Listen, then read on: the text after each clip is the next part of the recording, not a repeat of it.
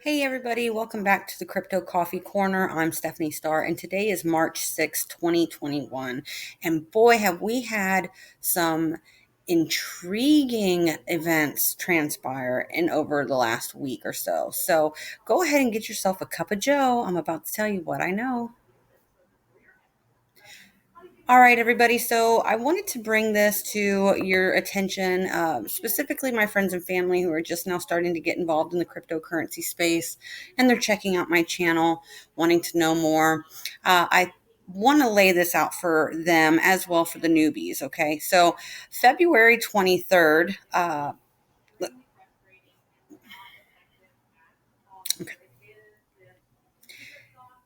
Hey everybody. So I wanted to lay this out for you all, specifically for my friends and family who are just now getting into the cryptocurrency space. And I wanted to bring this to y'all's attention.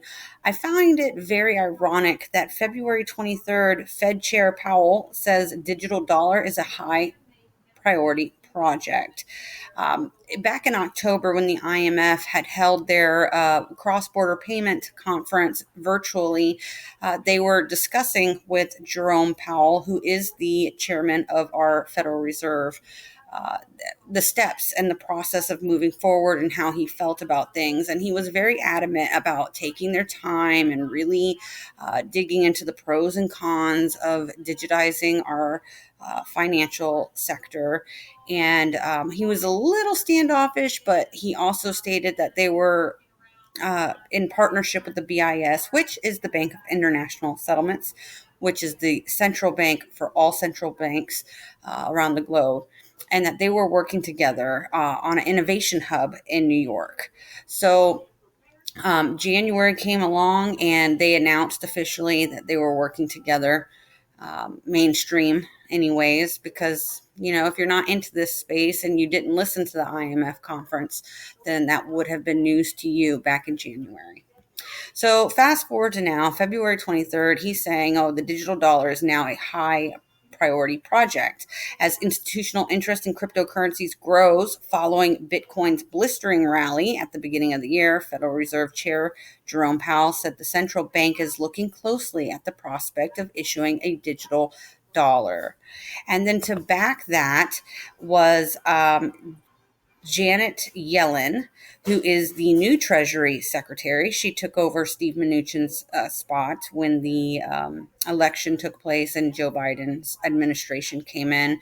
Janet Yellen took over Steve Mnuchin's position. So she's also backing that, and she's very into cryptos and the blockchain. And I'm looking forward to the future and what this could mean for us, whether you are a Cardano maxi or a Bitcoin maxi, or if you're into Dogecoin or whatever the case may be. We finally have some people in power who are knowledgeable of the space and they're wanting to move it forward. So interesting times we're in, certainly. So, for my friends and family members who did not know, back in March of 2020, during the very first coronavirus relief package, Senator Brown had introduced this bill called the Banking for All Act. And then in June, it moved to the Banking, Housing, and Urban Affairs Committee, and that's kind of where it's been at. So, the digital dollar, or I should say the Banking for All Act, is where they officially introduced the digital dollar. And in this bill, it says that it would require member banks to maintain pass-through digital dollar wallets for certain persons and for other purposes. And then it goes into terminologies. Digital dollars means dollar balances consisting of digital ledger entries recorded as liabilities in the accounts of any Federal Reserve Bank. And then the digital dollar wallets. The term means a digital wallet or account maintained by the Federal Reserve Bank on behalf of any person for the purpose of holding digital dollar balances.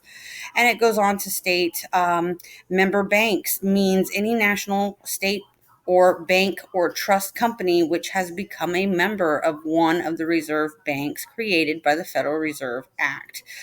So this bill was created when they were trying to figure out a way to get us our stimulus quick. Because we all know that people did not get their money for months. And I even read an article where a dead cat got a stimulus. So our system is antiquated and it's old and it's not efficient anymore. So before the relief package got signed into law by President Trump, this particular bill was taken out. But I'm going to leave the link in the description box. Go ahead and take a look at it. It is official, straight from congress.gov. So, since we're talking about the digital dollar, I also wanted to bring to my friends and family's attention the Digital Dollar Project.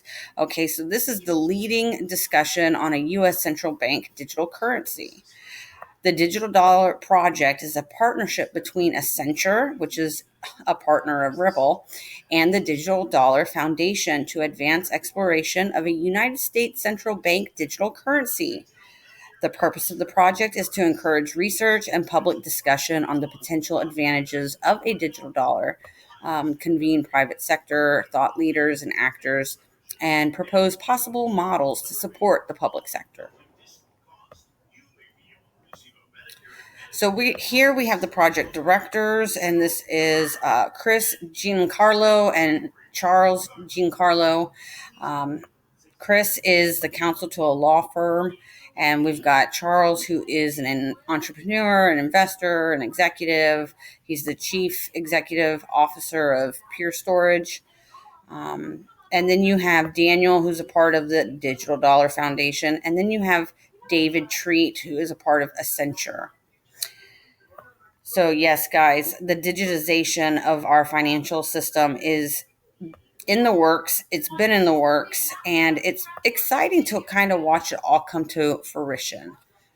And so, again, I will leave the links in my description box. So go ahead and check it out. If you guys aren't familiar with it, it's good to start gaining this knowledge now.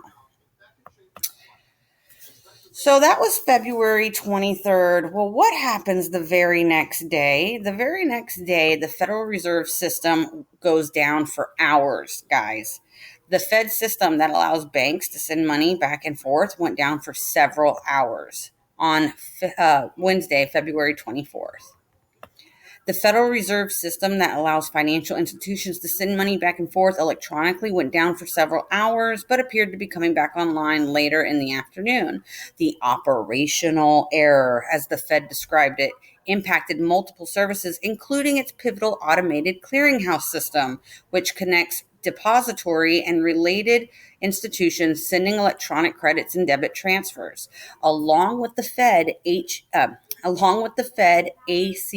service. Other systems impacted included Check 21, Fed Cash, FedWire, and the National Settlement Service. Those are some huge services that our government and our country uses on a daily basis.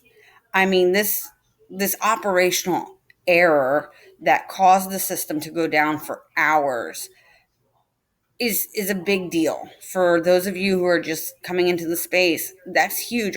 That is our complete financial infrastructure, okay? And it just went down.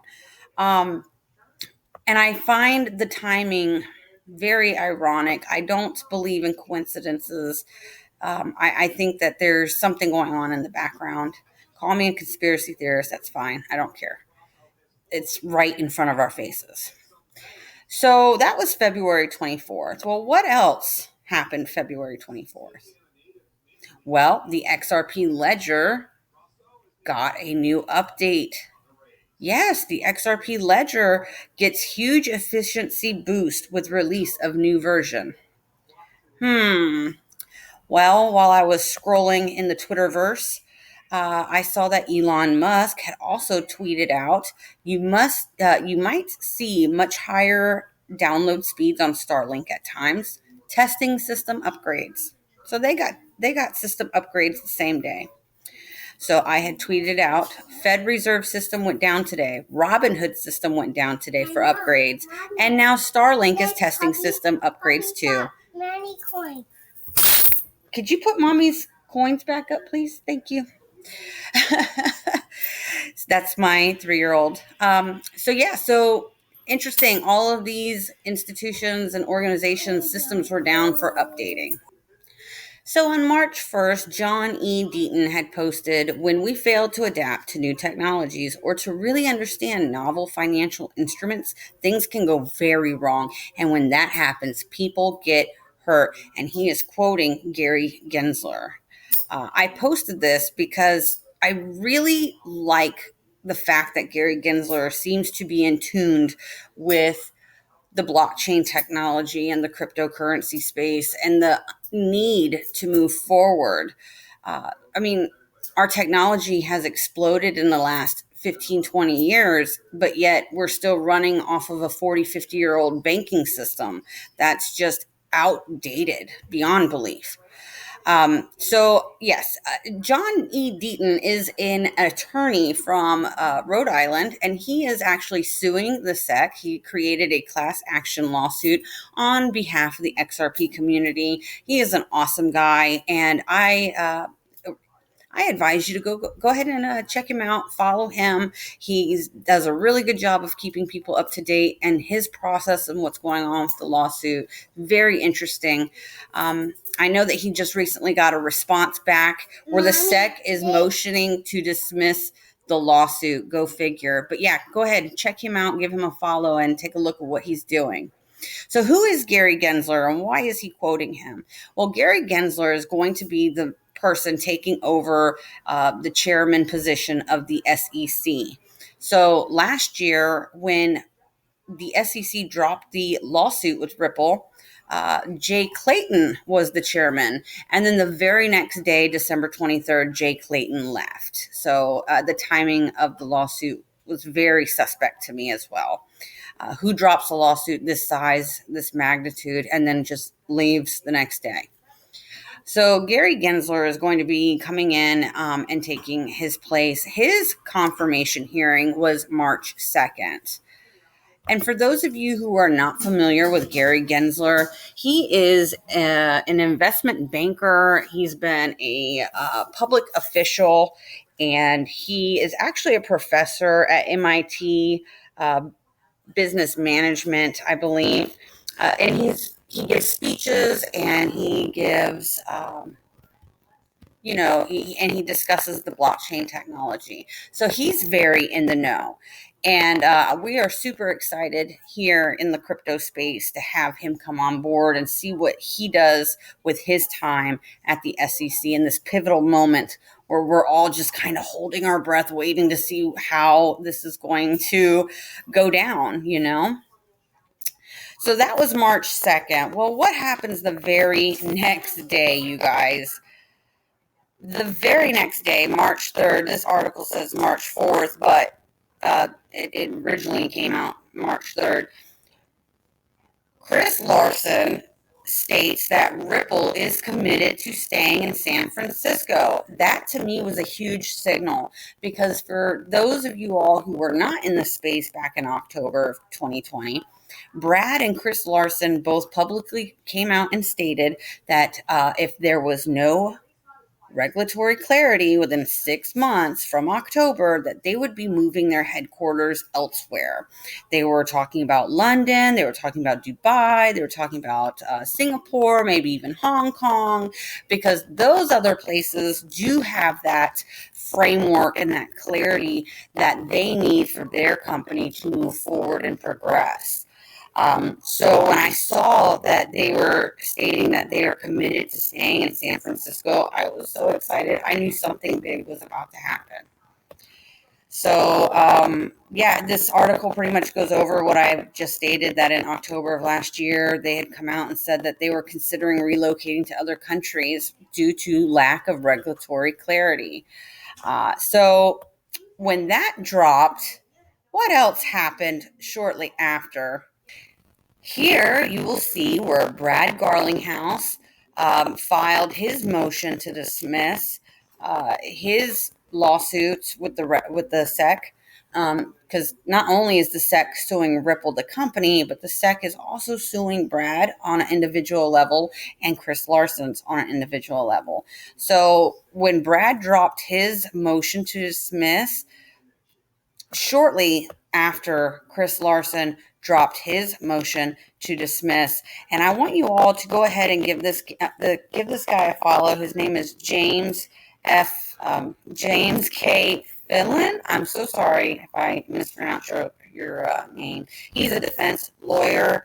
Apparently, he owns his own law firm, and he's been following this case very, very closely. And so has Jeremy Hogan with Legal Briefs. You guys want to go check him out. So I love the fact that we have attorneys in our community who are following this case and giving us their perspective and keeping us updated on the legal terminologies, because I'm not an attorney and I'm not a legal expert.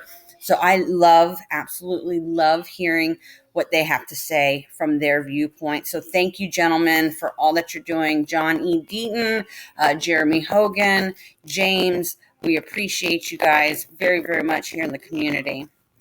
And so I feel like this is all coming to a head. I really do. It's very exciting to witness and to be a part of. The anticipation is killing me. I can't stand it. I'm ready for it all to be over with, and I'm ready to see where this goes in the future. And with that being said, you guys, I'm going to leave on this note, okay? So I vote that the XRP community has their first annual meetup. That's right, in the world's first space hotel, which is scheduled to open in 2027, because we're going to the moon any damn way. All right, guys, that's all I have for you all today. I hope you guys enjoyed the show. Thank you for hanging out with me, and I look forward to speaking with you all next time. Give me a like, hit subscribe, drop me a comment. I'd love to hear your thoughts and opinions on everything that's going on with the space. And again, I hope you all have a great afternoon. Talk to you next time.